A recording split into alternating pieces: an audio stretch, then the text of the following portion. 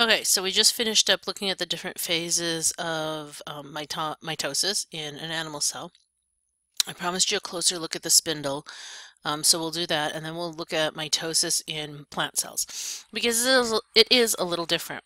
Plant cells don't have this mitotic spindle that we're about to talk about. This is unique to animal cells.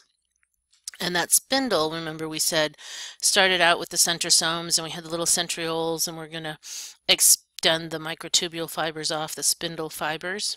Okay, so what happens is that during prophase, you get these little spindle microtubules that are in the cytoplasm, and they begin in the centrosome, and they become this little organizing center.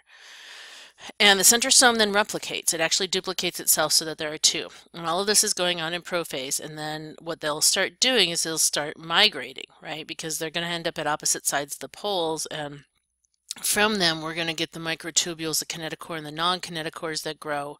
And then we're also going to have the asters that anchor the centrosome. So don't forget those asters. We talked about those in the last video.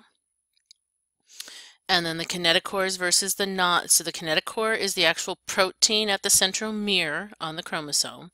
And then the kinetochore microtubules are the microtubules or the spindle fibers coming from the centrosome that connect to the kinetochore protein. Remember, those chromosomes are going to get lined up on the metaphasic plate. I showed you this image before. And then in anaphase, we're going to start to reel in those sister chromatids. We're going to separate them from one another. They're going to become chromosomes. Okay. And then what is actually happening is at the kinetochore end, we're depolymerizing.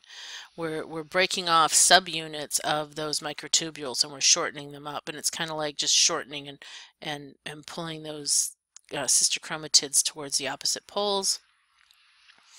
There's your mention about the non-kinetochores. Remember in telophase what we're going to end up with, because this is mitosis, at the end of telophase we're going to have two genetically identical daughter cells. So what's happening during that process is we're going to reform the nuclei on opposite sides of this single cell, and then we're going to split that cell in half. So here's your whiteboard question. Make sure you've got these down. I'm going to pause and then we'll move on. I didn't pause very long, did I? Oops, sorry. Well, hopefully you hit pause before I moved on. All right, so we need to talk about cytokinesis. And in animal cells, cytokinesis happens by a process known as cleavage. So cytokinesis happens in animal cells and plant cells, but it happens two different ways.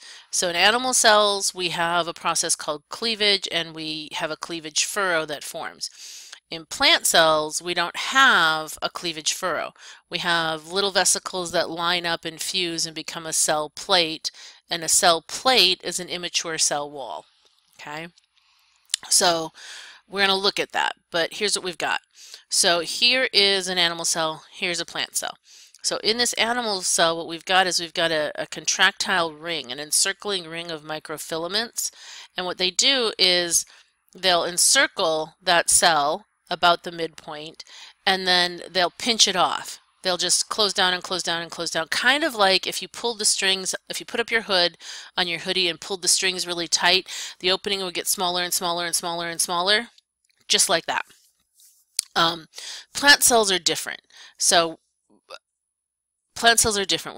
We don't have a contractile ring. We don't pinch through this rigid cell wall that's external, right? So what we're going to do is we're going to see this layer or this row of little vesicles, and they'll start to fuse and expand, and they'll form what's called a cell plate. And then the cell plate will eventually fuse with the cell wall. We'll get a new cell wall, and we have two daughter cells, just like we had two daughter cells over here. So this is what we're looking at when we look at plant cell mitosis. There's your big overview. Right off the bat, you should see something really obvious in prophase, prometaphase that you didn't see in animal cells. Okay. So prophase, cell wall, nucleus, big nucleolus, the chromatins condensing just like we'd seen in animal cells. Prometaphase, cell wall, condensed chromosomes starting to organize. Notice you don't have centrioles. See, no centrioles. No centrioles that you can identify or see. They have a different apparatus that they use. The other thing that's really obvious is I still have a nucleolus here. And when we were in the animal cell, backing up, when we were in the animal cell, that nucleolus disappeared by mid to late prophase, and it was certainly absolutely gone by prometaphase. So very different in the animal cell or in the plant cell from the animal cell, in that we're going to still see that nucleolus in prometaphase. Then metaphase, they're lining up. You can see these tubules like spindle fibers, but again, no nice organized centriole to have them extend from. Anaphase, we have the separations. Telophase, here's our cell plate forming, little vesicles fusing together to separate those out. And then they'll form and we'll have two cells. All right, so here's your whiteboard for mitosis. I'm going to pause and then I'll give you your next slide. There are your answers. So they're going to vary. These are predominantly animal cell. I'm reading. Well, I didn't put the nucleolus disappearing in prophase prometaphase, so you could use that for either way, but you've got the centrosomes in prophase, and so that's going to be, and then again with the kinetochore microtubules in prometaphase. So I guess this answer is more animal than plant, especially since I put in the cleavage furrow. But you could do it for either. So if I ask about them, try and either give a generic, or if you tell me cleavage furrow tells me, just write in parentheses animal or something like that. Do a better job than I did, basically. So those are our eukaryotes. And we need to look at the prokaryotes. So remember, the prokaryotes are going to be your bacteria and your archaea, and they're going to do something a little bit different. They have that one big, long, circular strand of genetic material, of DNA. They're not in, that DNA is not in a confined nucleus. There's no membrane surrounding it, so they've got that little region they hang out in, which is binary fission. And there's a special coded region within that DNA called the origin of replication. Some books call it just the origin, or the replication origin, or I think there's another name that's escaping me right at the moment. But basically, we're going to get two daughter chromosomes, and as they're forming, they're actively separating. So in mitosis, we had them form, we had the two copies form, and they were together, and then they split in a separate event. And in this case, we're not going to see that. As soon as they're forming, they're splitting.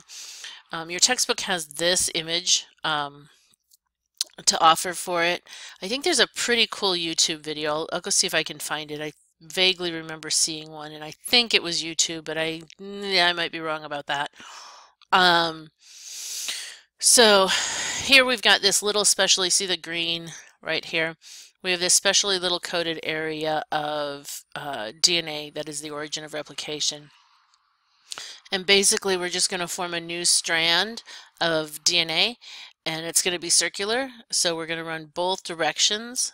So it's going to, here's the origin, and it's going to replicate this way and replicate this way until they meet up on the other side. But as they're actively replicating, they're actively splitting, so that by the time we complete replication, we're ready to divide this cell. And now we have two new cells. Okay. These cells don't grow significantly in size. They just replicate their DNA and split. We know that prokaryotes evolved before eukaryotes, so the assumption is that this method existed first. That's a logical assumption for what we know. Um, we believe, based on some of the similarities, that mitosis probably evolved from binary fission. Part of what supports that is there's a certain subclass of protists that don't do binary fission and they don't do mitosis. They do this weird intermediate between the two. So that would be a logical evolutionary step that we could see. So that's the other reason we believe that mitosis evolved from binary fission. Which is great. So we need to talk about, I'm flipping gears on you again, and I'm going to flip back to mitosis, and we need to talk about regulating mitosis, because if we didn't, every cell we own would replicate, and if it could replicate maximally, we'd have a whole lot more cells than we have. And we already have a lot of cells, but we would have, and some cells undergo mitosis at a quicker rate than other cells, and so we would have this conglomeration. Just kind of picture that for a moment. So we need a way to regulate it. And what we've got a couple of different things. We've got sequential events in this cell cycle, and they're regulated by an internal clock. And think of it like a dial timer. Okay, so very similar to a clock. We're going to have both internal keys and influences to that clock, and we're going to have external keys or influences to that clock. So both things going on inside the cell and outside the cell are going to impact what that cell is able to do and then ultimately does. Okay, we call the specific points on the clock that are the stop-go points, we call them checkpoints or a go signal. And there are many, many more than what I'm showing you here. It's just simply that these are the big three that I want you to know about. Okay. G1 is probably the most important for cells. G2 is pretty important. It's that last ditch effort before we hit mitosis. And then there's another checkpoint in mitosis that's going to help us ensure that we're going to separate appropriately, but we'll talk about that for a minute. In a minute. So G1, so go back and look at this. G1, S, G2, you know those phases. So you're going to have a G1 checkpoint we're going to talk about. We're going to talk about a G2 checkpoint and an M checkpoint. Okay, so G1 seems to be the most important for many, many, many cells. And that's because if you get a go-ahead signal at G1, those cells almost always will complete S phase and G2, and then they'll almost always successfully complete mitosis. So if you make it past G1, you're pretty much good to go. You might get delayed along the way if you fail at some of those other checkpoints. You might have to do a mulligan and a do-over or whatever, however you guys want to look at that. But usually those cells complete. If a cell does not receive that go-ahead signal at G1, if it gets a stop sign instead, it enters into a phase called G sub 0 or G0, and that's a 0, not an O. So at G sub 0, what ends up happening is these cells just don't progress. They stay in this suspended growth state, and this is where they stay until this cell will undergo apoptosis and die. Okay, so the vast majority of your cells do this. Okay, they'll enter into G sub O and they'll just live out their normal life doing all of their normal cell machinery things that they're supposed to do. They just don't complete and undergo mitosis. They don't replicate. Okay, so some of the internal and external signals that are going to make this decision for stop-go at the checkpoints are what we're going to talk about next. So an internal signal would be that the kinetochores are not attached to the spindle microtubules. So I don't have attachment of the kinetochore to the microtubule. Okay, if that's the case, we're going to delay anaphase. So that would be the one in here. Okay, or maybe I have some external growth factors like, or external signals like a growth factor. Okay, so during a growth, think about those growth spurts, right? I don't remember how many of you told me you're parents, but I swear to you, my children, it's like they do this thing where they're doing all their normal stuff. They get these little bellies on them and they look like little pudgkins. That's what I call them, pudgkins. And then overnight, they're not pudgkins anymore. They've grown, it feels like 5 inches. It's not, obviously. It's like whatever. But they've grown upwards, and their little pudgekin bellies are gone, and they're these long lanky things, and none of their clothes fit and their shoes don't fit, and it feels like it's overnight, and I'm confident that it's not overnight, but that's how it feels. So that's all happening because of growth hormone from the somatotrophs in the anterior pituitary. So we're secreting that growth hormone, we're getting that hormone circulating through the body, we're getting those signals, those cells that have receptor for growth hormone, and that's the trigger for them to undergo mitosis. We also have another example, it's called platelet-derived growth factor. So platelet-derived growth factor actually comes from a combination of a specific type of platelet-driven chemical in the body, and it stimulates fibroblast cells. Fibroblasts are the cells that are going to make cartilage, fibrocartilage, okay, and then ultimately bone. So different ways that we stimulate growth within the body. We have, on the opposite side of that, we have some external signals that are going to cause division to stop. So there's something called density-dependent inhibition, meaning when cells get too crowded, they stop dividing. Okay? When it gets too crowded in a certain space, you don't want anybody else to come and sit in that area, or you'll stop inviting others to come over and sit. When these guys get too squished together, then it inhibits division. Another one is that we'll see in most animal cells, not all, but most animal cells have what's called anchorage dependence, meaning that they have to be in contact with the basement membrane or some sort of substratum in order to divide. They can't just be free floating all on their own and just decide to divide. Like you see, like when you're watching Hollywood movies, right? They'll show these cells out in the middle of some cytoplasmic fluid and they're just dividing rapidly. That's not really how it works. The thing about cancer cells, and I promised you we'd talk about these at the very beginning, the thing about cancer cells is they don't care about density dependence or anchorage. Those are not inhibitors for them at all. So they'll go ahead and they'll keep dividing even when it's overcrowded. They'll keep dividing even when there's no anchorage to the substratum. Those are not necessary for them. They have no regard for those rules at all. And so they don't respond normally to our mechanisms. They will start dividing even in the absence of growth factor. So sometimes they make their own growth factor. They don't wait for the bodies to come along.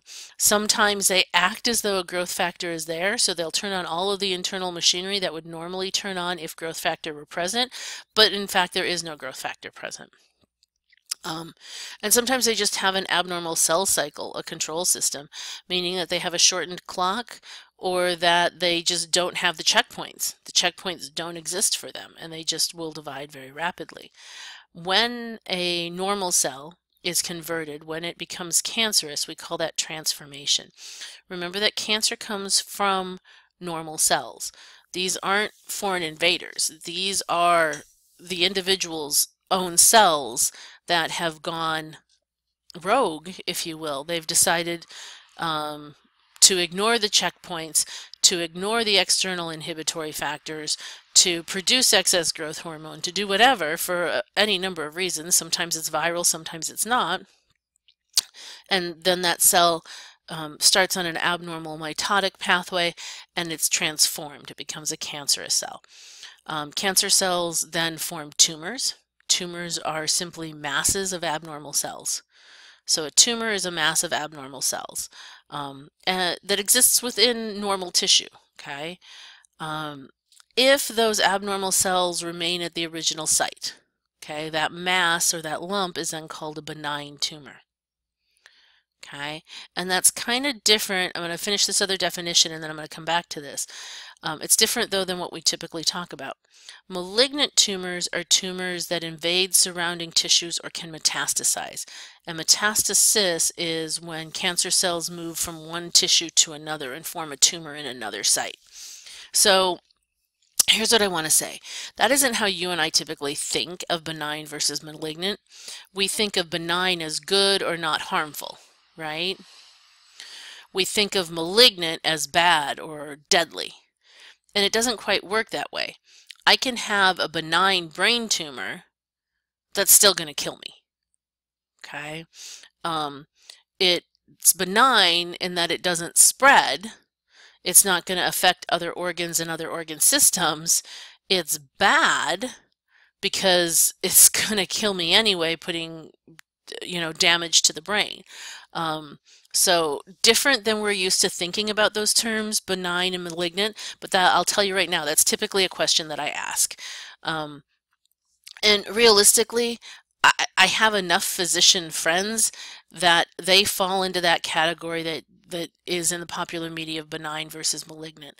So don't be surprised if it gets used that way. Don't be surprised if it's used the way you've always thought of it in um, in popular literature. If your physician speaks to you that way, don't be surprised by that at all. Just recognize that they're doing what's normally in the literature. So if you come across something that says it was benign and still killed them, I want you to understand why that is. It just meant that it didn't metastasize or spread to other tissues. Okay, so here's imagery. On the left is a mammary tumor. The little pink area is the mammary tumor. It's a single cancer cell. It's going to grow. It's going to invade neighboring tissues. Okay, so it's going to grow from being in the connective tissue to actually going into the glandular tissue and the mammary tissue. Those cells can then get picked up by the bloodstream or the lymphatic vessels and then will spread and establish new tumors in other parts of the body. Mammary tumors are especially malignant in the notion that they spread very rapidly and very easily. So one of the things that we'll talk about, or that you'll hear or you'll read about, are staging lymph nodes and seeing if those cancer cells are present in the regional lymph node or the lymph node closest to the mass, and then sometimes they'll stage out even lymph nodes past that to see where they are. Mammary tumors go pretty much anywhere they want. They can go to the brain, they can go to the lung, they can go to the liver, they can go to the bone. They're particularly aggressive in that regard. So I think what's left in your PowerPoints is just some extra slides. This one I liked just so it could pull these two images together for you. Again, this is an animal cell. I didn't do this for the plant cell. Here's a little practice. So these are plant cells, and I wanted you to be able to just go through and say, hey, can I pick out a prophase? Can I pick out an interphase? Can I pick out a meta or an ana, right? So here's a metaphase, here's an anaphase. I'm looking to see, this is kind of small on my screen. I'm working on a small screen, but I'm wondering if that is an telophase. I can't really see the cell plate there. This is an ana. This is an ana. I'm looking for a good cell plate. I think there's one forming right here. Like I said, it's kind of small on my screen. Just remember I've got one sister chromatid inside of two chromosomes. Okay, or one chromatid with, I said that poorly, you guys, erase what I just said. Just go, she's lost her mind. One sister chromatid, second sister chromatid, together they make a single chromosome. Just remembering the difference between asters over here being short and anchoring, and then the chromosome movement, but these are going to be the microtubules coming off. Oh, I guess we call this telophase. Like I said, I can't see it very well on my screen, but I labeled them that way for a reason when they were big, so trust that I did that when I had it on the blown up screen. And then just this one. Just giving you a little better look at those kinetochore proteins that the microtubules attach to. Okay, that's going to end our video, and I'll publish this one out.